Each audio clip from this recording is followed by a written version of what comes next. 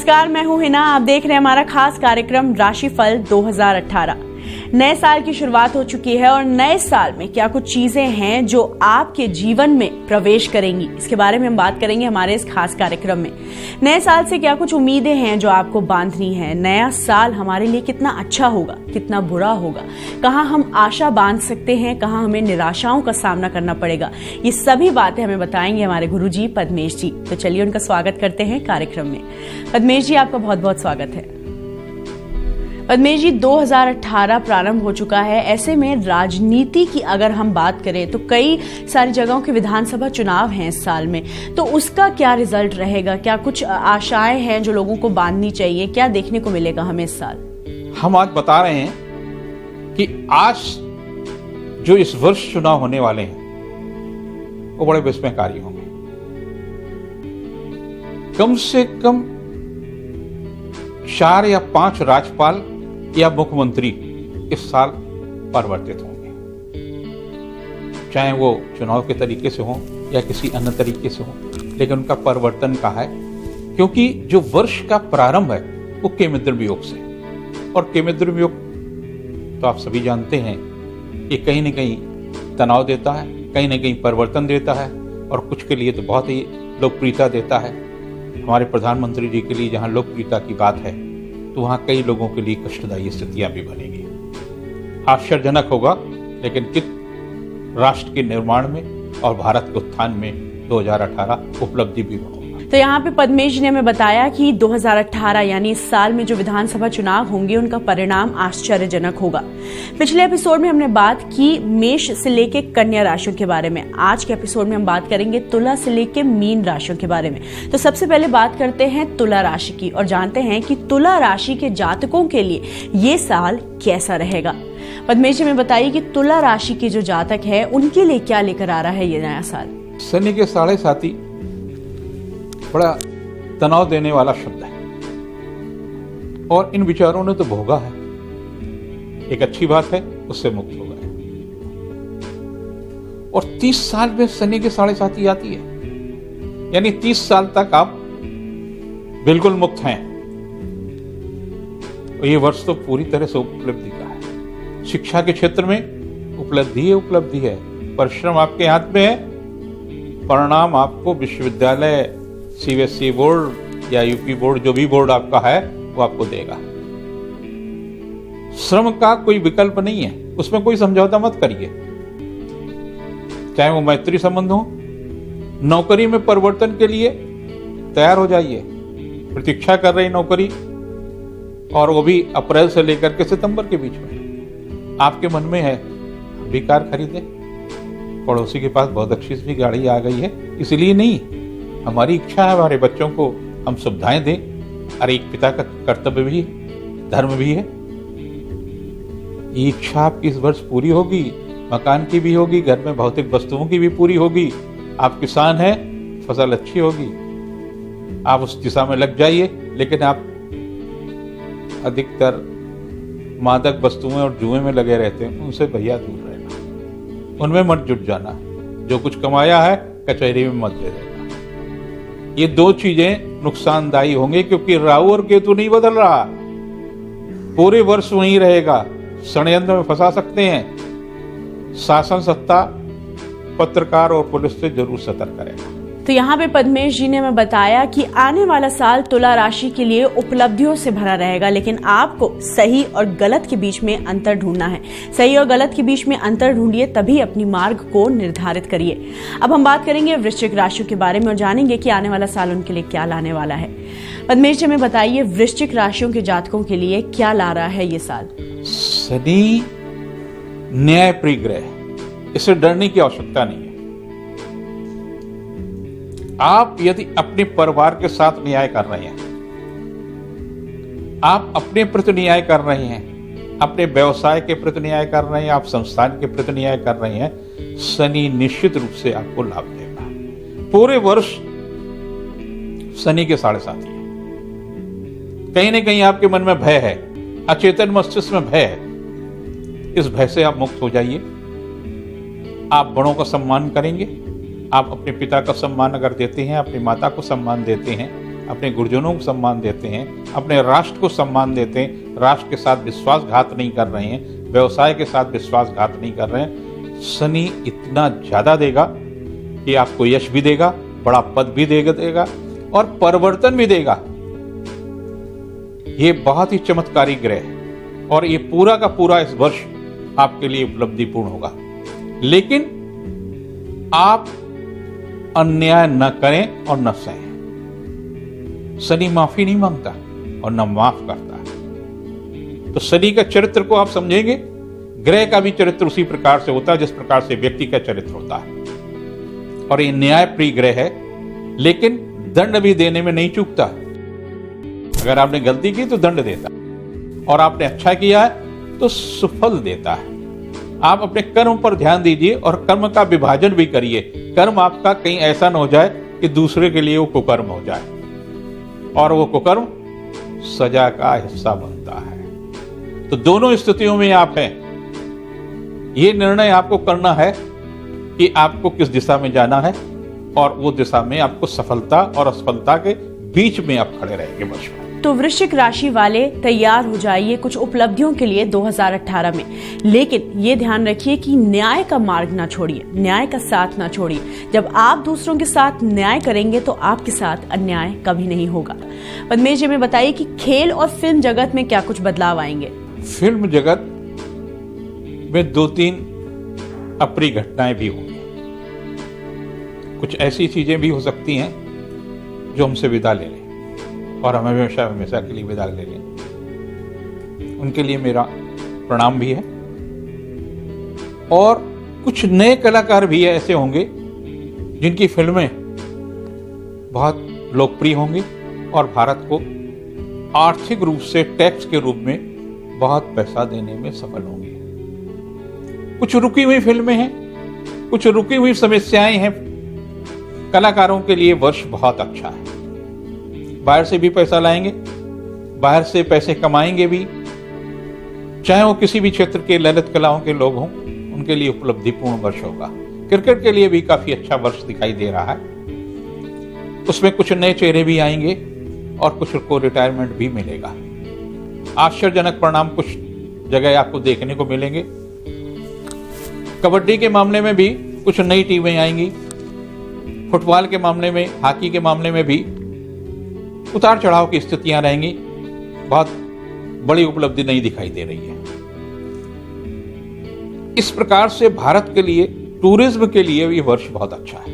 यानी हमारे यहां पर्यटक काफी बड़ी संख्या में पिछले दिनों की अपेक्षा इस वर्ष अधिक आएंगे और अधिक हमको विदेशी मुद्रा देंगे और उस विदेशी मुद्रा से भारत जैसे राष्ट्र को लाभ मिलेगा। तो यहाँ पे पद्मेश जी ने हमें बताया कि जो फिल्म जगत है वहां पे कई सारे उतार चढ़ाव आएंगे। कुछ ऐसी घटनाएं हो भी सकती हैं जो हमें दुखद एक परिणाम देंगी। लेकिन उसके अलावा खेल जगत की अगर बात करें तो कई सारे नए चेहरे आएंगे, कई सारी नई चीजें आएंगी, उपलब्धियां आएंगी, बाहर से पैसा आएगा। तो कई तरीके से 2018 का जो एक साल है ये उतार चढ़ाव से भरपूर रहेगा। अब हम बात करेंगे धनु राशि के बारे में और जानेंगे कि धनु राशि के लिए कैसा रहेगा आने वाला साल।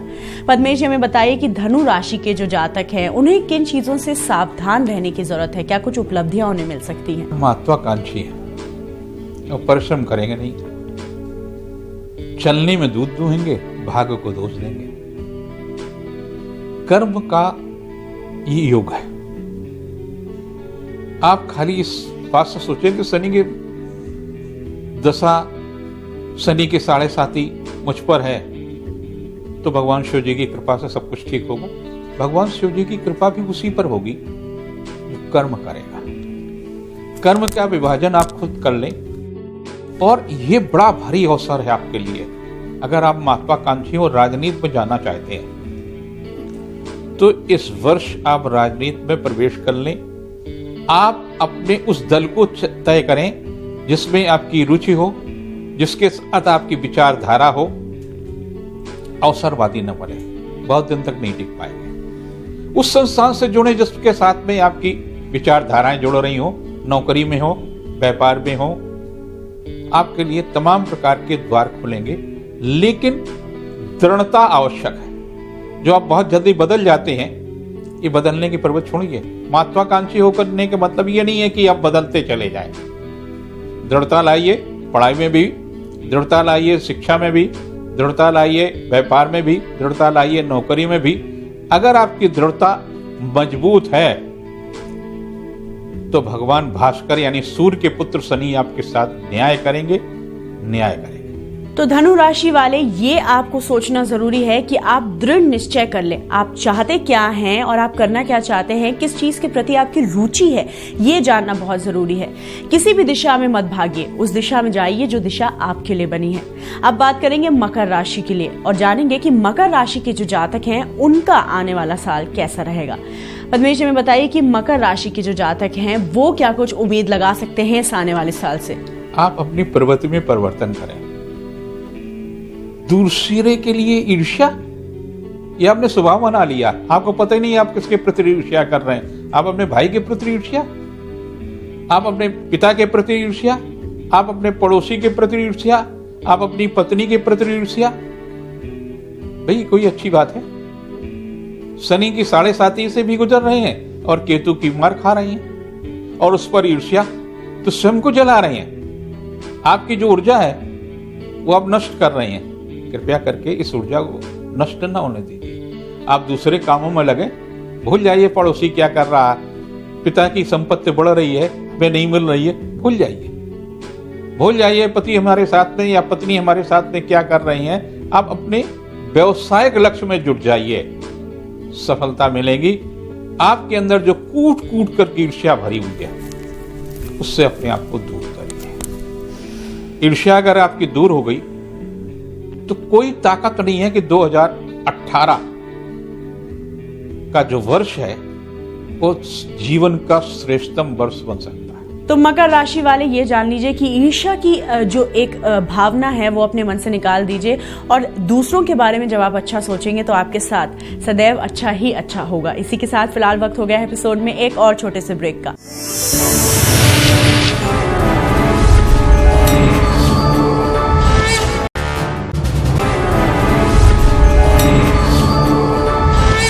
ब्रेक के बाद स्वागत है आपका। आप देख रहे हैं हमारा खास कार्यक्रम राशिफल 2018।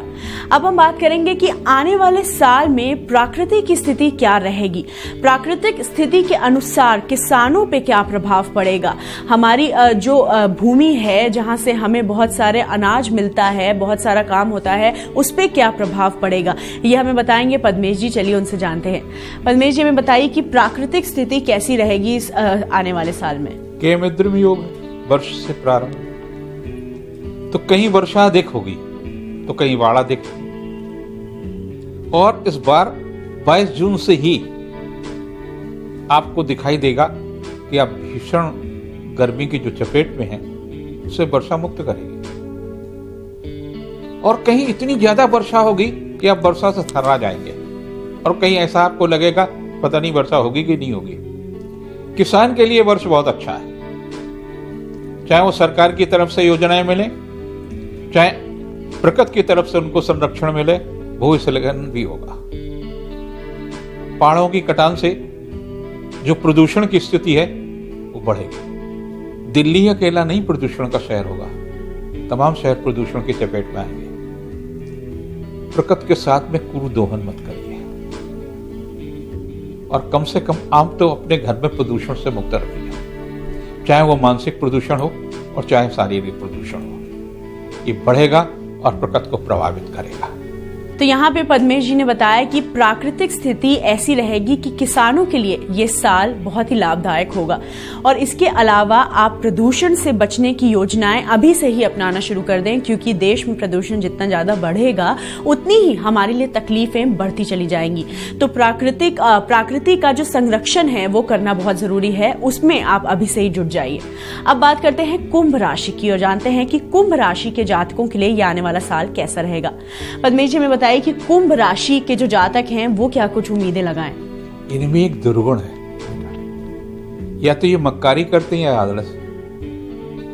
जो उपलब्धियां इनको मिल सकती है लेते नहीं है, और ये वर्ष उपलब्धियों का है। पानी एक जगह रखो सड़ जाएगा, बदबू करेगा, कीड़े हो जाते हैं। इतनी बात आपके समझ में नहीं आती। एक जगह क्यों रुके हुए, परिवर्तन करो। परिवर्तन आपके लिए सुखद है, प्रतीक्षा कर रहा है। अनजान धरती, अनजान लोगों के बीच में पहुंचोगे, एक बड़ी पहचान बनेगी, देश के लिए भी नाम कमाओगे और अपने परिवार के लिए भी करोगे। उपलब्धियां होंगी धन की, मन की और आर्थिक रूप से। लेकिन आप आज संकल्प लेते हैं, रात को सोने के बाद वो संकल्प सो जाते हैं। तो ये आलस का जो आपके अंदर है, आपको सुबह 6 बजे कहीं पहुंचना है, आप भूल गए, 9 बजे पहुंच रहे हैं, कहां से उपलब्धियां होंगी? उपलब्धियां तो रुक जाएंगी। समय का प्रबंधन और मन का प्रबंधन एक साथ चलना चाहिए। और अगर ऐसा आप करने में सक्षम होते हैं तो 2018 शिक्षा के लिए अच्छा, परिवार के लिए अच्छा, धन के लिए अच्छा, परिवर्तन के लिए अच्छा, मकान के लिए अच्छा। षड्यंत्र तो आपके साथ होते रहेंगे, क्योंकि आपके मन में कोई बात रहती नहीं, आप बता देते क्या हम कल फलानी जगह जा रहे हैं, षड्यंत्र शुरू। ऑफिस में भी होते हैं, घर में भी होते हैं, परिवार में भी होते हैं, ईर्ष्या भी होती। थोड़ा संयम बरतें और अपने मन को काबू में रखें। तो कुंभ राशि के जातक उपलब्धियों के लिए तैयार हो जाएं, लेकिन तब जब आप परिवर्तन के लिए तैयार हो। अब बात करेंगे मीन राशि की और जानेंगे कि मीन राशि के जातकों के लिए आने वाला साल क्या लेकर आएगा। पद्मेश जी में बताइए मीन राशि के जातकों के बारे में। आधा वर्ष आपका चुनौतियों में जाएगा और चुनौतियों को अगर आपने स्वीकार कर लिया तो विजयी होंगे। चाहे वो संपत्ति से लेकर के चुनौती हो, चाहे व्यापार से लेकर के चुनौती हो, नई नई चुनौतियां भी आएंगी, चाहे सरकार के साथ हो या अपनों के साथ हो या खुद की गलतियों के कारण से हो। तमाम प्रकार की चुनौतियों का सामना करना पड़ेगा और उनका बहादुरी से अगर आप सामना करते हैं तो विजयी होंगे, क्योंकि बृहस्पति आपके राशि का जो स्वामी है भाग्य में पहुंचेगा। आपका भाग्य प्रतीक्षा करेगा कि आप आए, चुनौतियों को स्वीकार करके आए, विजयी बनाएंगे हम। संकल्प तुम्हारा होगा और उस संकल्प को हम सिद्ध करेंगे। बृहस्पति देवता आपके साथ है। आप अगर विदेश यात्रा की योजना बना रहे हैं, पैसे का इंतजाम हो जाएगा, चाहे वो शिक्षा के लिए, चाहे वो भ्रमण के लिए। आप नई गाड़ी खरीदने के लिए, नया मकान खरीदने के लिए संकल्प ले रहे हैं, तमाम व्यवधान आ सकते हैं, लेकिन वो संकल्प पूरा होगा। आर्थिक दृष्टि से वर्ष अच्छा जाएगा, लेकिन अगस्त तक थोड़ा भैया सावधानी रखना, क्योंकि आप संकल्प आज लिया, शाम को भूल गए, सवेरे भूल गए, तो कहेगा संकल्प पर आप दृढ़ता रखिए और ये दृढ़ता आपको सफलता देगी। क्योंकि उसके बाद में अक्टूबर, नवंबर, दिसंबर, जनवरी के जो महीने हैं अगले वर्ष के बहुत अच्छे हैं, और वो अच्छे इतने हैं कि 24 जनवरी 2020 तक लगातार अच्छे। तो यहाँ पे पद्मेश जी ने बताया कि मीन राशि वालों के लिए कुछ ऐसे चैलेंजेस हैं जो सामने आएंगे। जब आप उन चैलेंजेस को पार करके आगे बढ़ जाएंगे तो आपको कई सारी उपलब्धियां हासिल होंगी। इसी के साथ वक्त हो गया है आज के इस एपिसोड को यहीं समाप्त करने का। तो चलिए सबसे पहले धन्यवाद बोलते हैं पद्मेश जी को। पद्मेश जी आपको बहुत बहुत धन्यवाद।